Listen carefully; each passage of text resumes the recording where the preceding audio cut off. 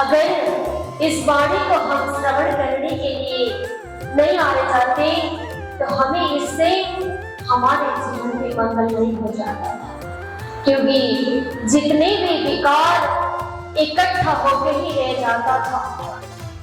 तो इस वाणी को श्रवण करके हमारे जीवन को मंगलमय बनाने की अवसर हमें प्राप्त हो रही है।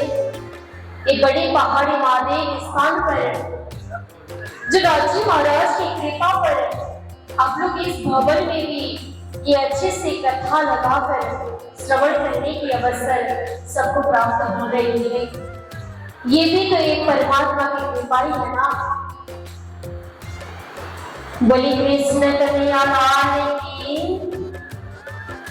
जब कल हम हरजी व्यास के प्रसंग पर थे कि जब हरजी व्यास के चर्चा में एक मास तक प्राणनाथ जी महाराज चर्चा श्रवण करके जा रहे थे, जब उन्हें अक्षर धाम को ही कभी आदि नारायण कभी भगवान नारायण की स्थान में ऐसी बता रहे थे, तब बाद में प्राणनाथ जी ने इस शास्त्रों के भेद खोले कि हे हरजी व्यास, आपने मुझे एक मास तक लगातार कथा वाचन करके हमें श्रवण करवाए। अब आप हमें जो कहेंगे आप उसको ध्यान से सुनिएगा, तब आपको ये सारी भेद खुल जाएगी।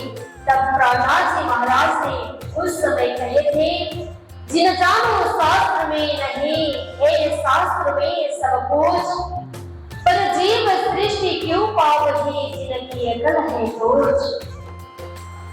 अरे शास्त्र में तो सब कुछ है, पर जीव सृष्टि इस भेद को कहाँ खोल सकती है। इस भेद तो केवल वही खोल सकते हैं जो ये सातम के भेद जान सकते हैं, जो ब्रह्म आत्माएं हैं, उसको ही केवल इस भेद खोलने की पूंजी प्राप्त है कि उनके हाथ पर वो पूंजी है जिन कुंजी पर सारे शास्त्र के भेद खोल सकते हैं। तो ये तो जीव सृष्टि की आत्मा है, पर भी ये चार भेद तो इन्होंने पूरी तरह से जान लिए। 18 शास्त्र पुराण केवल इनके अंदर बैठ गया कि ये जीव सृष्टि केवल उस भेद खोल सके, पर ये तारतम की भेद जो क्षर अक्षर और अक्षरातीत की भेद तो केवल परमधाम की मोहिनी खोल सकते हैं। बोले कृष्ण कन्हैया लाल की, प्राणनाथ प्यारे की। तो प्राणनाथ जी महाराज ने उन्हें धक्का देते हुए कांची भाई को गिरते हुए वहां पारी अवतरण हुई थी। तो इस प्रकार उन्हें पूरी तरह परम धाम की भेद समझाने लगे। यह तो तथा अक्षर में शुद्ध नहीं अक्षरा, तो ये अक्षरातीत के क्या देवे उत्तरा। ये तो क्षर तक ही बात कर सकते हैं, तब ये कैसे अक्षर के भेद खोल सकते और कैसे अक्षरातीत के खोल सकते हैं। इनकी तो आत्मा भी जीव सृष्टि है, पर इनके अंदर से ये भेद खोल नहीं सकता। ये भेद तो केवल निज नाम पढ़ा तिन सब पढ़ा, सब मंत्र का भेद, निज नाम बिना खाली गए पढ़ चारों वेद। तो प्राणनाथ जी महाराज ने कहे, अरे 4 वेद तो खाली पड़े हैं, जब उनके अंदर ताकत नहीं है तो उसके अंदर की पूज्य प्रकाश भी खोल नहीं सकते, इसलिए वो वेद भी खाली पड़ा। क्योंकि उन जिन शास्त्रों के सारे बात बताने वाले हरजी व्यास आज प्राणनाथ जी महाराज के सामने झुकना पड़ा, क्योंकि वो शास्त्र के मर्मज्ञ पंडित थे। उनको सारे समाज उनको मानते थे, पर आज प्राणनाथ जी महाराज इतने तारतम के ज्ञाता थे कि वो भी उनके सामने उनका ज्ञान निस्तेज हो गया। तो आज उनके मन में लगा कि अरे आप ही मेरे लिए यहाँ पधारे हो, कि आप यहाँ पधारने के एक ही कारण हुए कि आपने मुझे इस मेरे ज्ञान के अंदर जो अहंकार था वो मेरा पूरी निस्तेज कर दिए। आज तो मैं पूरा खाली हो गया हूँ आपके सामने कि प्राणनाथ जी महाराज ने उन्हें अक्षरातीत तक के भेद खोल दिए थे, क्योंकि उनके अंदर तो केवल क्षर तक की ही ज्ञान था। तो अक्षर और अक्षरातीत की बात तो केवल स्वामी जी ने ही समझाना पड़ा, क्योंकि प्राणनाथ जी महाराज को सारे ज्ञान सद्गुरु धनी श्रीदेव चंद्र जी महाराज से मिला था।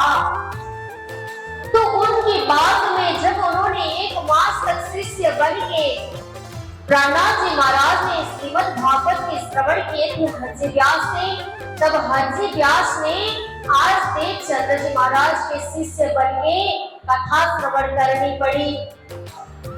तब उस समय सो आज मैं छोड़े हथियारा आगे तुम्हारे सबा, तुम तहकीक भेजे हक के आए मेरे सबा।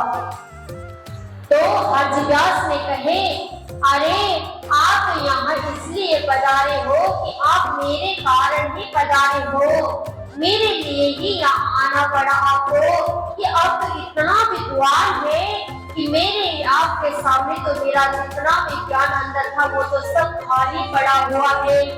तो आपने तो मुझे ऐसे ज्ञान के भेद खोल दिए जो आज तक मैंने किसी शास्त्र में ही मुझे मिला ही नहीं था। पर फिर भी देव चंद्र जी महाराज के ज्ञान प्राणनाथ जी महाराज के अंदर जितना भी दमान था, तो उसी प्रकार प्राणनाथ जी महाराज ने फिर कहे, अरे हरजी व्यास ऐसा मत कहना, शास्त्र में तो सब कुछ है पर तुम्हें वो नहीं मिला।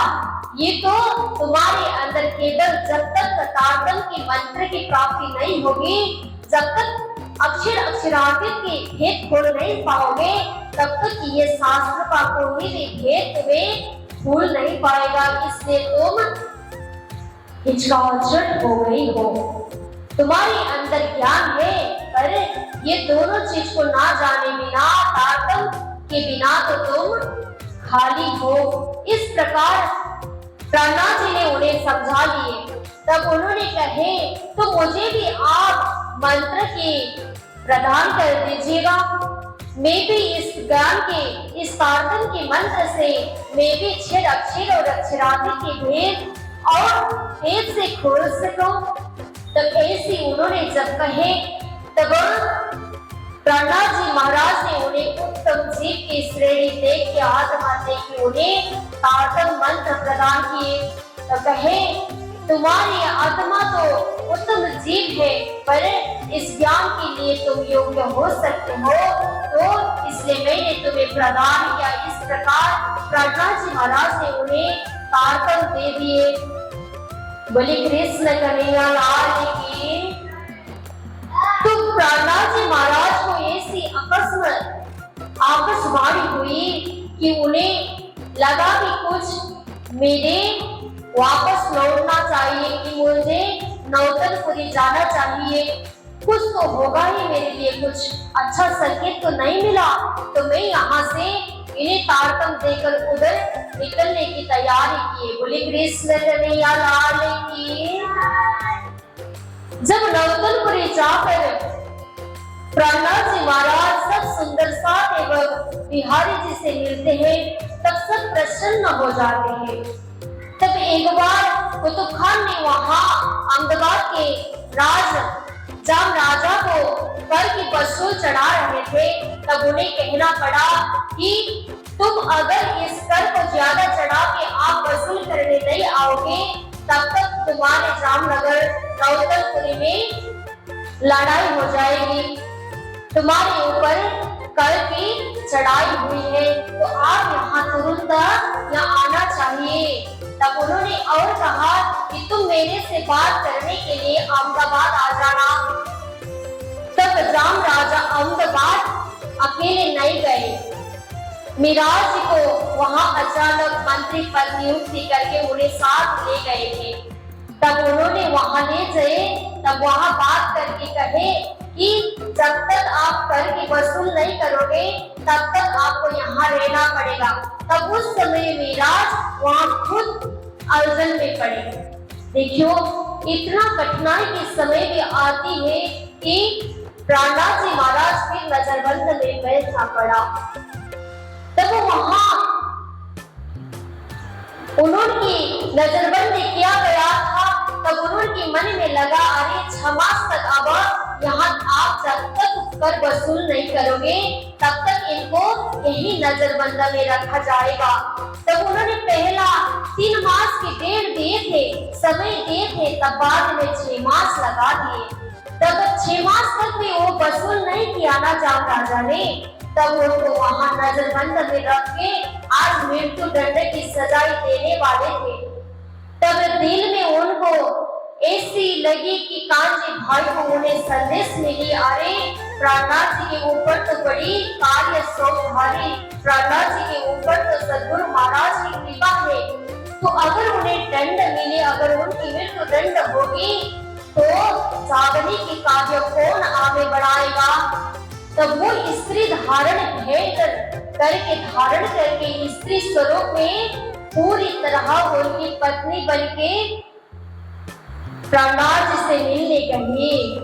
तब वो आ जाके कहे चौकीदारों से कि इनकी मैं पत्नी हूँ, तो आज मेरी अंतिम दिन है मेरे पति से मिलने के लिए, तब मैं क्यों ना उनसे ना मिलूं। तो वो चौकीदार लोग भी सोच लिए कि अरे आज तो इनका अंतिम घड़ी है कि आज रात तक तो इनकी मृत्यु दंड दिया जाएगा। तो यही सजाए उन्हें बोल दिया गया था, तो कुतुब खान ये सजाए देने वाले थे उन्हें। तब मन ही मन अब वो तो स्त्री धारण भेष में गए थे, अब उन्होंने जाकर प्राणनाथ जी से कहे, आप यहाँ रहना नहीं है, आप जो मैंने पहना हुआ वस्त्र है ना, ये स्त्री का आभूषण, आप ये पहनकर बाहर निकल जाइए, यहाँ किसी को पता नहीं चलेगा। देखिए मेरा जी प्राणनाथ जी, आप अगर यहाँ रहकर अगर ये आपको मृत्यु दंड देंगे तो जागने का पूरी कार्य पर कौन संभालेगा। तो इस प्रकार उस नजरबंद से बाहर निकालने के लिए बहुत प्रयास के साथ में, हिम्मत के साथ में उन्हें संसार की माया की वस्त्र पहननी पड़ी, क्योंकि बाहर निकलना भी था और जागने के कार्य भी करनी थी। देखियो इतनी कठिनाई भुगतना पड़ा, तो श्रीमती बन के, पत्नी बन के वहां पहुंच गए एक पुरुष कि जो सद्गुरु महाराज के शिष्य थे। तो यहाँ अगर प्राणनाथ जी को बाहर नहीं निकालेंगे तो फिर मृत्यु दंड दिया जाएगा। तो अगर मैं मृत्यु दंड से युक्त हूँ, अगर मुझे राज्य बुला रहे हैं तो मैं यहाँ होकर ही परम धाम पहुंच जा सकता, पर प्राणनाथ जी का अभी धाम जाने का समय नहीं है, क्योंकि उन्हें संसार में लेकर सद्गुरु महाराज देवचंद्र जी महाराज के वचन को सिरधार्य करते हुए संसार की बहुत सारी सुंदरता को देखभाल करनी है और जागने के कार्य के लिए आगे बढ़नी है। ये बात को ध्यान रखते हुए कांजी भाई अब प्राणनाथ जी महाराज को समझाने लगे, प्राणनाथ जी महाराज आपको जैसे भी है आपकी वस्त्र में धारण करके आप मैंने जो पहनी हुई वस्त्र है, ये साड़ी चूड़ा या साड़ी पहना करके प्राणनाथ जी को बाहर निकाल दिए। बोले प्राणनाथ प्यारे की। जब प्राणनाथ जी महाराज बाहर निकल गए तब मन ही मन सोचने लगे कि मुझे सद्गुरु महाराज ने माया के कार्य नहीं करने के लिए बोला था, तो जब जब मैं माया के कार्य में जाता हूँ तब मुझे ये सारी नजरबंद में बैठना पड़ता है कि आज तक 3 बार तो हो चुका है नजरबंद में बैठे बैठे। देखियो जब खेतवाई की धन लेकर आ रहे थे उस समय भी रास्ते में उन्हें नजरबंद पड़ा, तब फिर बाद में सद्गुरु की भंडारा देते समय उन्हें फिर नजरबंद में बैठना पड़ा। तब आज फिर मंत्र दीवान बन के भी उन्हें संसार की माया की कुछ कार्य करने हेतु पर उन्हें क्या हो रहा है, नजरबंद में बैठना पड़ रहे हैं। तब प्राणनाथ जी महाराज अब यहाँ माया के वस्त्र धारण करके फिर बाहर निकल रहे हैं नजरबंद से। देखियो माया कितनी बलवान है कि अगर वो ये माया के पहन नहीं पहनते थे तो उन्हें फिर मृत्यु दंड भी दिया जाता था। अगर ये माया भी कभी कभी परमात्मा के लिए बचा तो लेता है, पर हर चीज माया हमें परमात्मा के लिए जुड़ने के लिए भी तो बंधन में आगे बढ़ाता है। तो इसलिए इसकी थोड़ी सी देखभाल भी करनी चाहिए कि हमें किस प्रकार माया आगे बढ़ा रहा है। तो हम किस प्रकार माया को प्रयोग में रखे हुए हैं कि हमारे हाथ पर होती। अगर उस समय विराज सदगुरु महाराज की कृपा अगर यहाँ कांजी भाई के ऊपर ना होती तो प्राणनाथ जी महाराज भी उस नजरबंद से बाहर नहीं निकलते थे। बोले कृष्ण कन्हैया लाल की। પછી ગતમંત મારી હરી લઈ રસ પોતાને કરી। नजरबंद से तो प्राणनाथ जी महाराज बाहर निकल गए, पर अब कांची भाई को अंदर ही है ना नजरबंद में, जहां प्राणनाथ जी महाराज को बाहर निकला गया था। तो उन्होंने ऐसे साधना करने लगे कि अगर मैं धाम चले जाऊं, अगर इन लोग मुझे दंड दे तो मृत्यु दंड हो जाए मेरे ऊपर, पर भी निज नाम के जाप करते करते मुझे परमधाम की प्राप्ति होगी।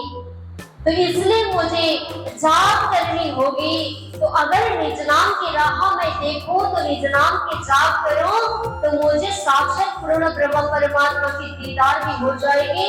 तो मुझे अगर संसार में रहना होगा तो मैं प्राणनाथ जी के लिए ये संसार में मेरा तन ये शरीर पंचभौतिक शरीर को ही धर्म पर समर्पित कर दूंगा। ऐसे भावों से उन्होंने ऐसे जागने के लिए अपने आत्मा की शुद्धता के लिए भी और संसार के सत्य मार्ग के लिए भी उन्होंने पूरी तरह जाप करने लगे बड़े बड़े आवाज से। जब वहां के चौकीदार उन्हें देखने लगे तो ये तो अलग है, अरे ये कौन है? तब ये कुतुब खान को सुनाया गया कि अरे जिसको हमने नजरबंद में रखा तब ये तो अलग सा रूप है। जब अब अलग होने लगे ये तो कोई महात्मा है, ये कोई जादूगर होगा। तो ऐसे इनका भेष बदल गया, इसका रूप बदल गया, ये कोई तो है। तो अभी ये बड़े बड़े आवाज से जब भी करने लगे, ये कौन होंगे? तब वहां से फिर कांजी भाई को भी निकाल दिया गया, क्योंकि उस समय संत महात्मा जिनको भी आज तक इज्जत मिलता है। बोले कृष्ण कन्हैया लाल की। तो एक संत महात्मा को मर्यादा में हर लोग सोचते हैं। तो उस समय कुतुब खान ने भी सोचा कोई तो है, पर इन्हें यहाँ से निकालना चाहिए, अब इन्हें मृत्यु दंड नहीं दिया जाएगा। तब उन्हें अब यहाँ कांजी भाई सोचने लगे अब मैं प्राणनाथ जी के लिए ही जागरण कार्य पर आगे न चलो, यहाँ मुझे नहीं रहना है। अब मैं संसार के कार्य में नहीं जुटना है, अब मैं प्राणनाथ जी के साथ साथ में जागरण कार्य पर आगे बढ़ता हूँ। तो सदगुरु महाराज की कृपा हो गई मेरे ऊपर भी, तो मैं अब प्राणनाथ जी को हर कदम पर साथ लेके जागरण के कार्य पर चलता हूँ। बोले कृष्ण कन्हैया लाल की। तो मेरे जब तक श्वास रहेगी तब तक मैं उनके कदम में कदम रखते हुए प्राणनाथ जी की सेवा में भी रहूंगा। तब उसके बाद मैं जागरण कार्य के लिए भी अब मैं प्राणनाथ जी के साथ में ही रहूंगा।